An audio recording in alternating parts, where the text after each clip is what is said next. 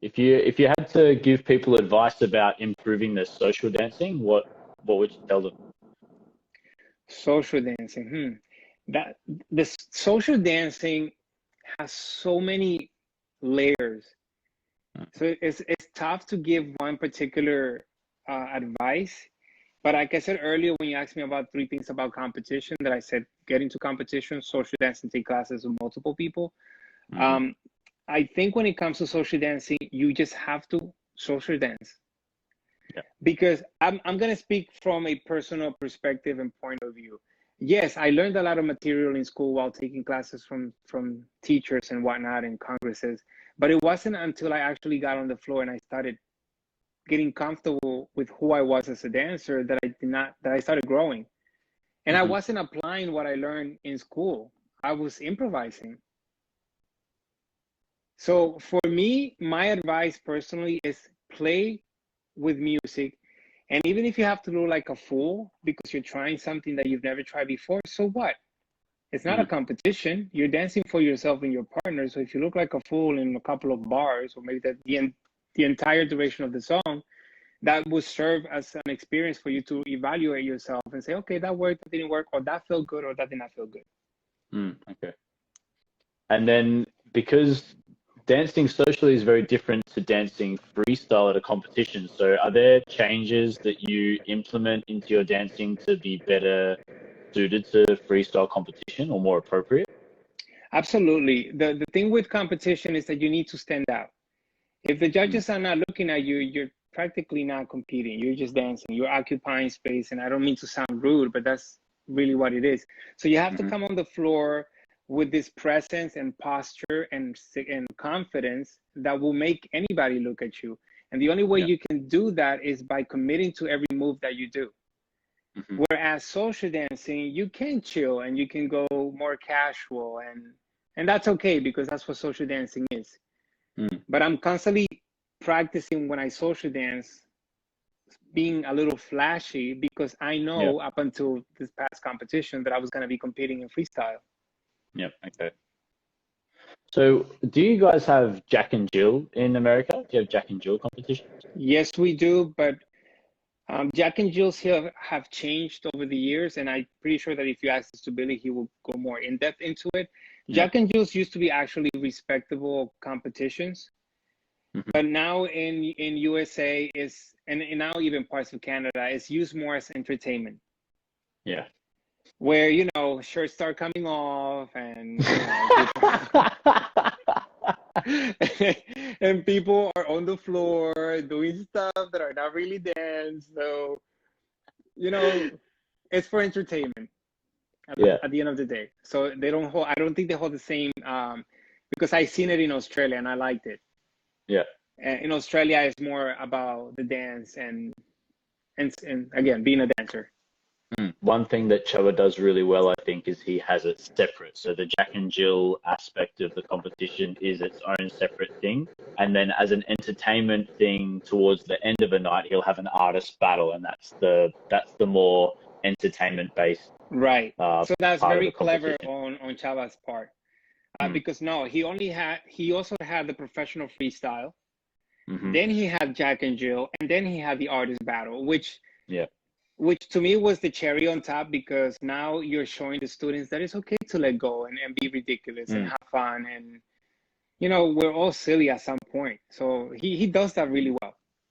Yeah. I thoroughly enjoyed your battle with Josie and Davidius and Victoria last year. Well, first of all, they cheated on us because they switched us. Yeah. But that was the fun of the jacket. You're like, you know what? We're competing, so we're going for it.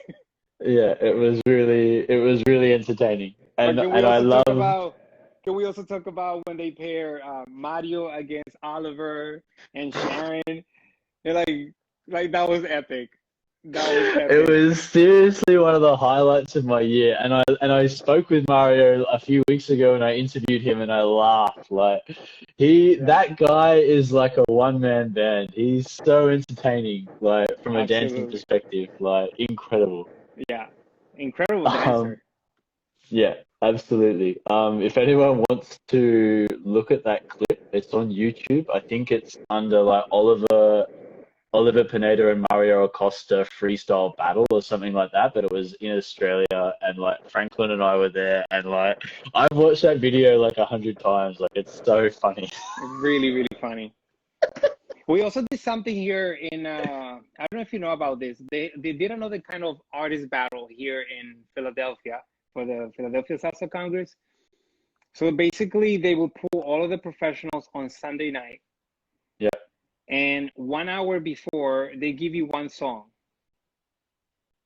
And Okay. and within that song, within that hour, you have to come up with an entire choreography for a group of 12 to 20 people. Oh wow. Okay. And then you go on the stage on the main dance floor. Everybody gets off, and then you have the this side doing their choreography. They finish, and then the other side does it. It was incredible, and by far one of the highlights in my dance career.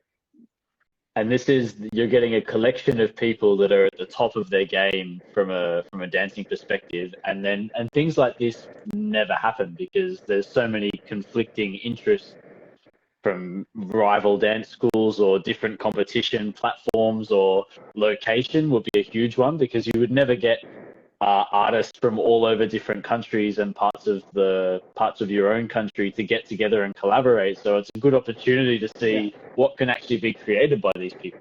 1 hour, and it was mind-blowingly good. Is it online? Can people check that out? I would have to look for it, but I think it is online. Yeah, I know that there's a festival in Europe. I think it's called Fuji.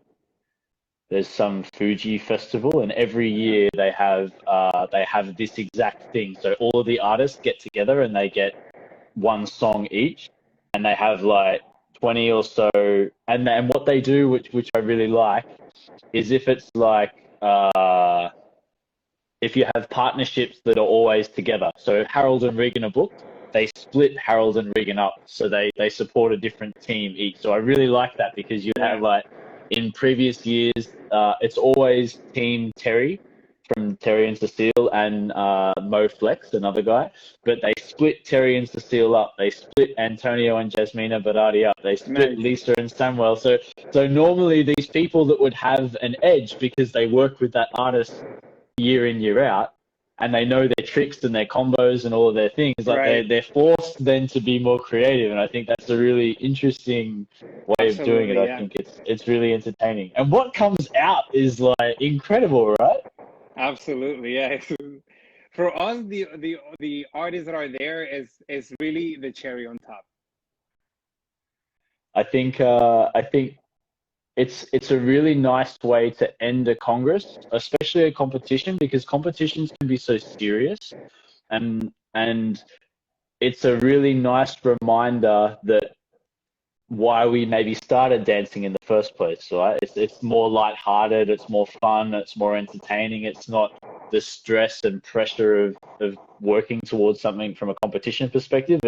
This is like your time to enjoy. Yeah, absolutely. I'm glad that they do that kind of things, because again, it shows the students let go, be human. Yeah, it's nice too to showcase people.